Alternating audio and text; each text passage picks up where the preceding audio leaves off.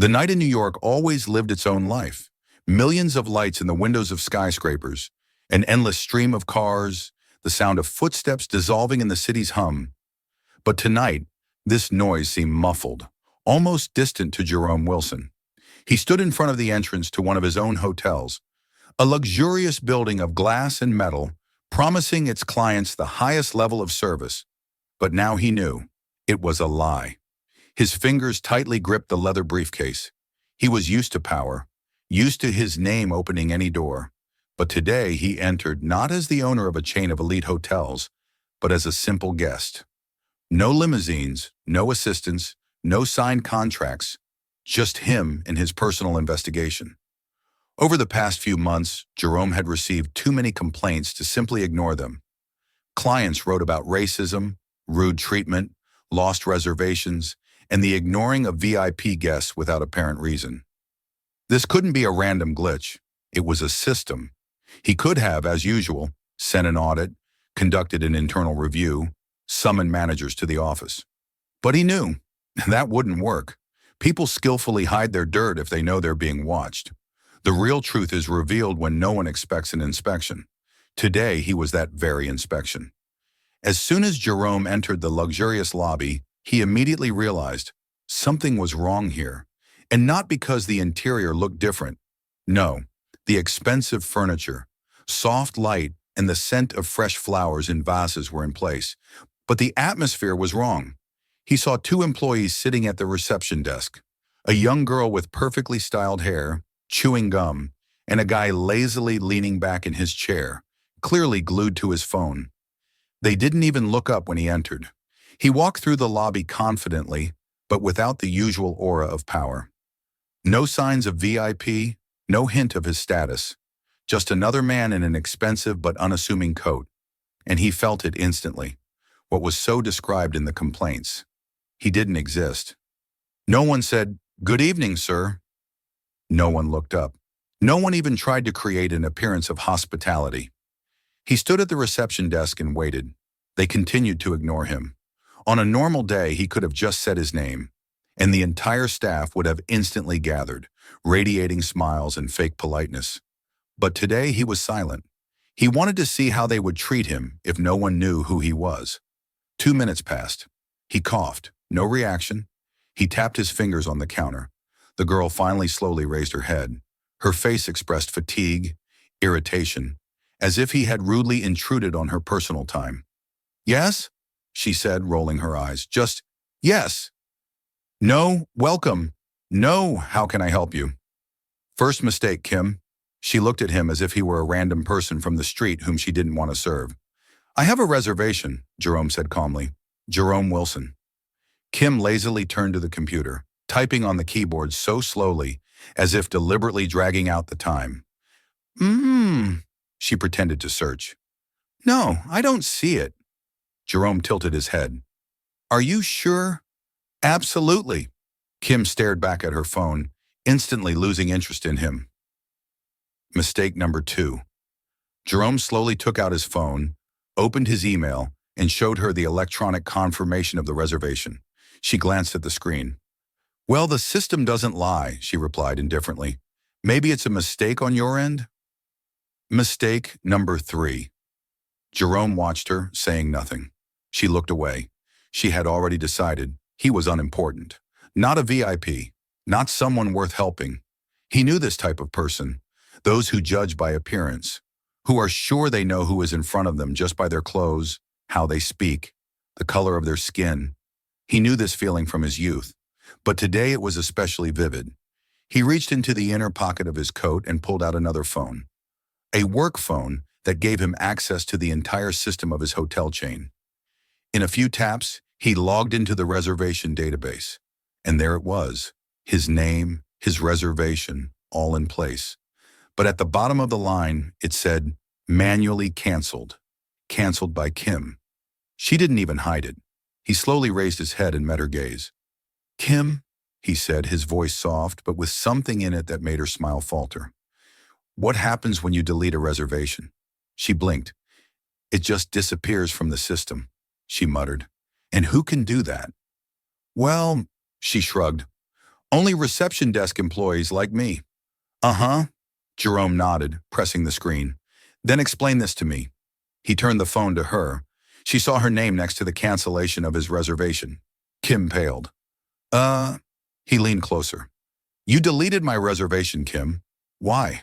She opened her mouth, closed it. It must be a mistake, she began, but he interrupted her. Don't even try.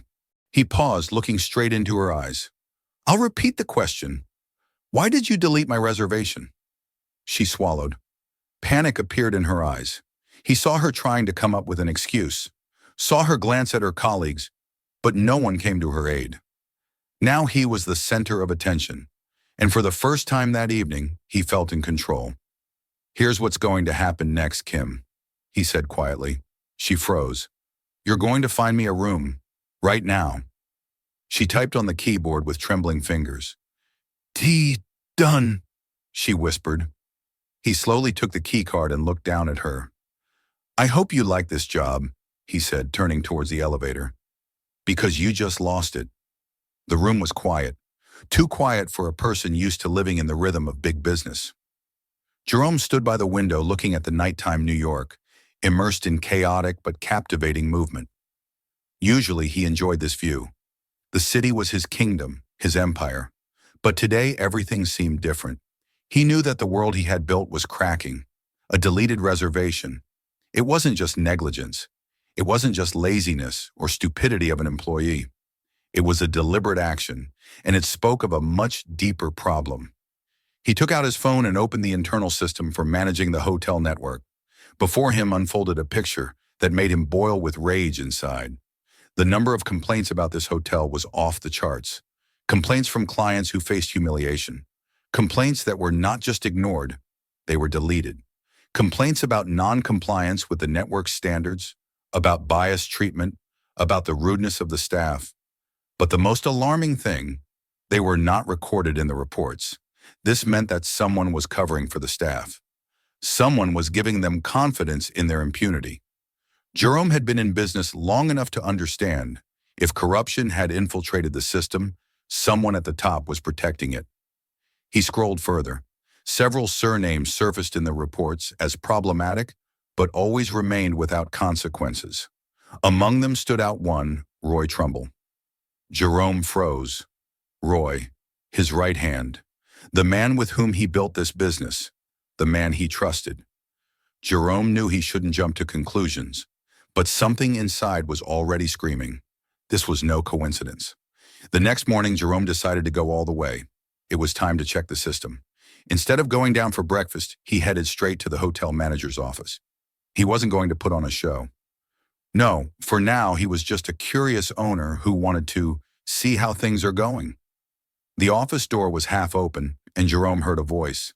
Listen, if he starts asking questions, just stay calm. Everything will be fine. It was the voice of the hotel manager, Stephen Lane. Jerome knocked and entered. Stephen flinched but quickly put on a fake smile. Mr. Wilson, what a surprise. Jerome didn't respond. He sat down across from him and looked him straight in the eye. You know that my reservation was manually canceled yesterday? Stephen blinked. His smile faltered. It must be a system error. The system doesn't make mistakes, Jerome interrupted him. Whose idea was it? Stephen swallowed. I don't know, sir. And if I show you a name? Stephen froze. Jerome opened his phone and placed it in front of him. On the screen was clearly visible. Kim. Deletion of reservation. Time. Date. Stephen sighed. His shoulders slumped. All right. Listen, Mr. Wilson, I don't like how some people work, but I don't have the right to just fire someone. Why? Jerome asked, coldly looking at him. Stephen nervously looked away as if he didn't want to speak. Because there are certain people who are protected. Jerome waited. Certain people? Stephen closed his eyes as if afraid of his own truth. There are those who can't just be removed. They know no one will touch them because someone at the top gives them carte blanche. Who? He fell silent. Jerome leaned closer. Is it Roy? Stephen flinched. Silence. And that was enough. Now Jerome knew that the matter was much deeper than he thought. Jerome left the office, his steps firm, his thoughts sharp as a blade. He knew he now had two paths, either let it slide or go all the way. But he was not one to back down. In the elevator, he dialed the number of his financial department. "I need you to check all the hotel transactions for the past 2 years, especially transfers that were made without clear grounds." The answer was short. "We've already found something." Jerome closed his eyes and exhaled. The game had begun. Every betrayal begins with trust. These words echoed in Jerome's head as he waited in the lobby. He sat by the panoramic window, watching as cars slowly moved through the morning traffic of New York. His cup of coffee had long gone cold, but he didn't even think about it. In a few minutes, a man who was once like a brother to him would enter this hotel. A man with whom he built his empire. A man he trusted, Roy Trumbull. And now Roy was his enemy. Jerome knew he had to stay calm, but his chest was boiling with anger. Not just because of the money, not just because of the manipulations, because of the very fact of betrayal. Business had always been a tough game. He understood that people step on each other for power, but he never thought that one day Roy would do it. When the glass doors opened and a tall, confident man in an expensive suit entered the lobby, Jerome immediately understood. Roy was not afraid. His walk was relaxed, his smile confident, as if he owned the place, not someone who had just been caught stealing. "Jerome, buddy," he said, spreading his arms wide as he approached him. "What a meeting." Jerome didn't stand up. He just looked at him, and inside him, a cold fury boiled. "Sit down." Roy smiled but sat down. He didn't look scared. He looked relaxed. This meant only one thing. He thought he controlled everything. "Well," he said, leaning back in his chair. "How's it going?" "You betrayed me," Jerome said calmly. It was not an accusation, but a fact. Roy tilted his head slightly as if he hadn't heard. "What?" "Don't play with me." Jerome's voice was icy. "I know everything. I know about the money that disappeared in the reports, about the system you built in this hotel, about how employees like Kim feel untouchable because they know you'll cover for them." Roy quietly exhaled and finally dropped his fake smile. Now before him sat a different person. "I knew you'd figure it out sooner or later," he said calmly. "The question was only of time." Jerome clenched his fists. "And you're not even going to deny it?" Roy smiled. "Why?" "You've already figured it out." Jerome held a pause, looking straight into his eyes. "I'll repeat the question. Is this the end?" "The end of what?" Roy smirked. "My job? My position?" "Jerome, be realistic. If you fire me, I'll just start a new business." "Yeah, it'll be tough, but don't forget, I have money." He leaned forward. "Money that I got because I was smarter than you." Inside, everything tightened with anger, but Jerome took control of himself. Roy thought he still had power. Jerome was about to show him how wrong he was. He took out his phone from his pocket, pressed the record button, and turned on the speakerphone. "Repeat." Roy tensed. "Repeat," Jerome said slowly, looking him straight in the eye. "Repeat that you stole money from me, that you built a corrupt network within my company." Roy's face changed. "Oh, you're really recording this?" He smirked, but now there was no confidence in his voice. "Yes." They looked at each other. Jerome knew this was the moment of truth. If Roy spoke, he would bury himself. If he remained silent, he would admit his guilt with silence. Roy slowly exhaled and leaned back in his chair. "You think you're smarter than me, huh?" "No," Jerome said. "I know I am." "And what are you going to do now?" His voice was cold. "Kill me?" Jerome smiled. "I'll do something better." He put away the phone and slowly stood up. Roy watched his every move. Jerome leaned towards him and whispered so that no one could hear. "I will destroy you." Roy left the hotel 10 minutes later. Jerome sat in his chair, looking at the empty coffee cup, and knew the war had begun. In business, as in life, there are two types of people, those who create and those who take away. Roy Trumbull had always been the latter. Jerome stood in his room, looking at the endless lights of Manhattan. He needed to think calmly. He knew that if he acted impulsively, he would lose. Roy had already shown that he was not afraid to take risks, and that meant he had to make sure Roy had no way out. First, Jerome took out his phone and dialed the number of his legal department. "This is Wilson. I need a full analysis of all contracts related to Roy Trumbull. Personal deals, accounts, agreements, everything we have." The response was quick. "We're already working on that." "But sir, we found something strange." Jerome tensed. "Speak." The lawyer hesitated. "Over the past 6 months, about $2 million have passed through the accounts of one of the subsidiary companies. The money was withdrawn in small amounts to third-party firms registered to front men." Jerome clenched his teeth. "And who manages these firms?" The lawyer fell silent. "Roy Trumbull. Bingo. Find me everything. I need evidence." "Already in progress," came the voice on the other end. Jerome hung up the phone and took a deep breath. Roy wasn't just stealing money. He was using the company to launder it. Now this was not just betrayal, it was a crime. The next step was the board of directors. The next morning, Jerome entered the conference room on the 52nd floor of his central office. In the room sat 10 people, investors, partners, people who had invested millions in his company. In the center of the table sat Roy. He looked as if nothing had happened. A confident smile, expensive watch, relaxed posture. But his eye, in them, there was tension. Jerome sat in his chair and looked at everyone present. "I gathered you here because there is theft in our company." A whisper ran through the room. Roy smirked and folded his arms across his chest.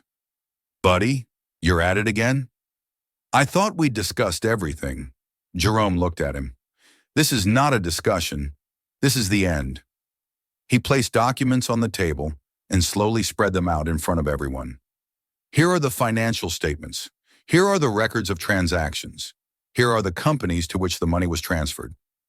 Roy froze. "Nonsense," he said, but his voice no longer sounded as confident as before.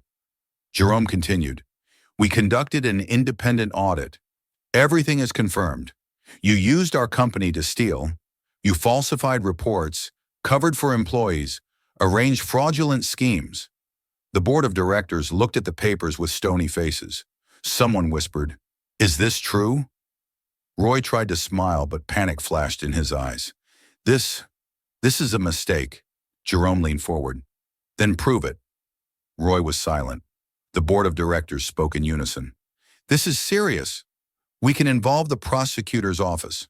Someone must answer for this." Roy looked at them, then at Jerome. And then he understood. He had lost. The board made a decision instantly. Roy Trumbull is immediately removed from all company operations. His accounts are frozen. All contracts with him are annulled. Roy stood up, slamming his fist on the table. "You can't do this." "Already done," Jerome said calmly. Roy looked at him, and in his eyes was pure hatred. "You'll regret this," Jerome smiled. "No, Roy, you will." An hour later, Roy was no longer part of the company. And Jerome? He was just beginning his revenge. Some wars end quickly. Others drag on for years, but every war is won by the one who makes the last move. Roy Trumbull no longer existed in the business world. After the board of directors unanimously expelled him from the company, he disappeared. But Jerome knew. This was the calm before the storm. Roy was not one to give up. He was one of those who thirst for revenge, and Jerome was ready. The next morning, Jerome received the first call from his legal department. "Sir!" The voice on the other end was excited. "We've discovered something serious." Jerome smiled. He had been waiting for this. "Speak." The lawyer took a deep breath. "We contacted the tax authorities, and it appears Roy used several illegal tax evasion schemes. About $3 million were laundered through offshores." Jerome nodded. "So, do we have an official charge? If we file a complaint?" "Yes." Jerome slowly smiled. "File it." 2 hours later, Roy Trumbull woke up famous. His face was in all the business news. Former top manager of hotel chain accused of tax fraud. Financial crimes. What secrets does Roy Trumbull hide? Scandal in elite business. Jerome Wilson's partner under investigation. Roy called 20 minutes after the first article was published. Jerome looked at the phone screen. He didn't answer.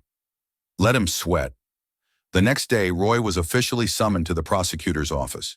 He tried to fight, hired the best lawyers, launched a media campaign claiming he was a victim of corporate intrigue.